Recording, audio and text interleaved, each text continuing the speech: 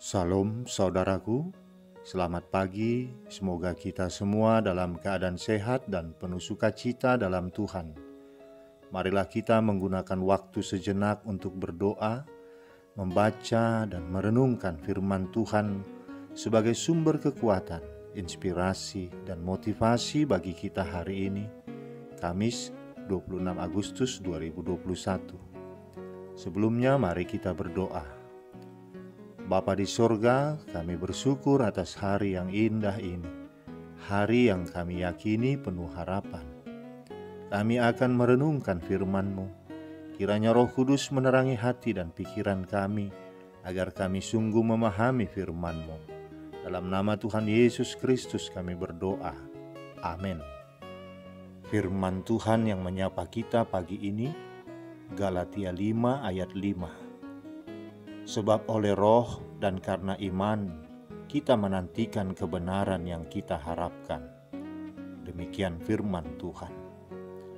Saudaraku, Galatia pasal 5 membicarakan tentang kemerdekaan orang Kristen. Setiap orang Kristen yang telah lahir baru akan mengalami kemerdekaan. Kemerdekaan yang dimaksud adalah merdeka atas kuasa dosa, kutuk, dan segala sesuatu yang ditimbulkan oleh dosa. Karena saat kita belum dilahirkan kembali, kita berada di bawah kuasa dosa yang akan membawa kita kepada kebinasaan. Banyak orang Kristen mengaku sudah dilahirkan kembali atau lahir baru, tetapi mereka masih terikat oleh berbagai hawa nafsu dan perbuatan-perbuatan dosa.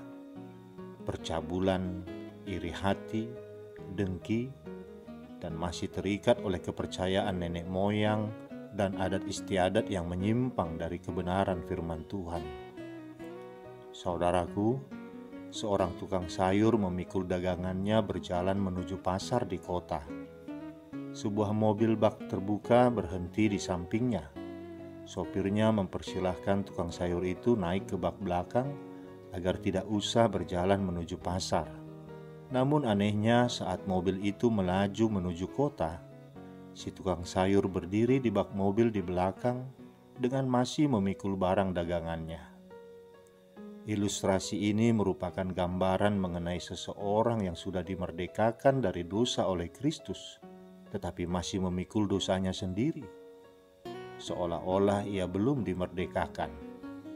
Saudaraku, orang Kristen sudah menikmati keselamatan itu saat ini, namun masih ada bagian yang terletak di masa depan. Jadi belum sepenuhnya. Realisasi sepenuhnya masih kita nantikan. Jadi hidup kita cukup menantikan di dalam iman saja. Dan salah kalau kita berpikir bahwa kita harus berupaya untuk mencapainya.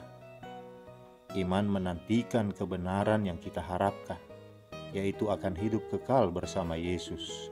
Dalam Kristus, hanya melalui iman kita diselamatkan. Tidak perlu ditambahkan hukum yang lainnya.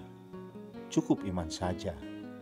Dan hanya satu kali saja seumur hidup, supaya kita berkenan kepada Allah, yaitu berada di dalam Kristus. Dan itu berlaku seterusnya. Dan iman itu adalah anugerah Allah kepada kita.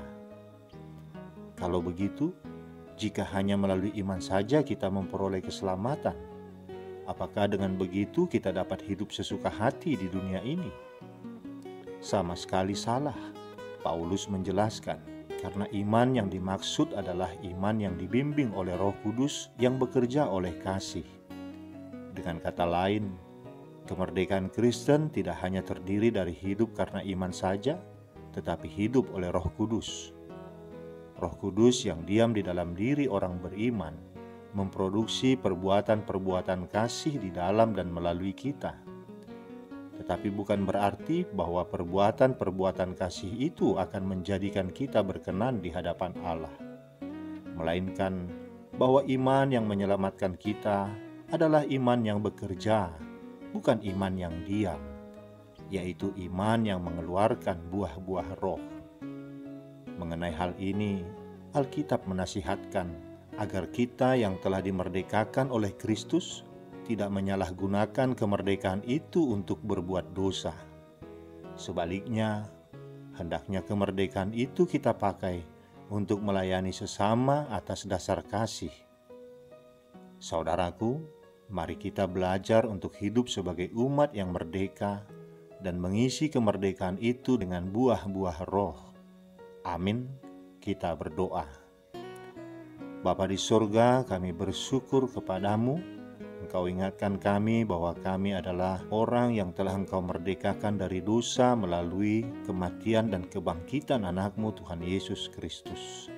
Karena itu sepantasnya kami hidup sebagai orang-orang merdeka dan mengisi kemerdekaan itu dengan melakukan firman-Mu di dalam bimbingan Roh Kudus. Itu yang Kau mau kami lakukan Bapa, dalam penantian kami akan kebenaran, yaitu hidup kekal di surga nanti.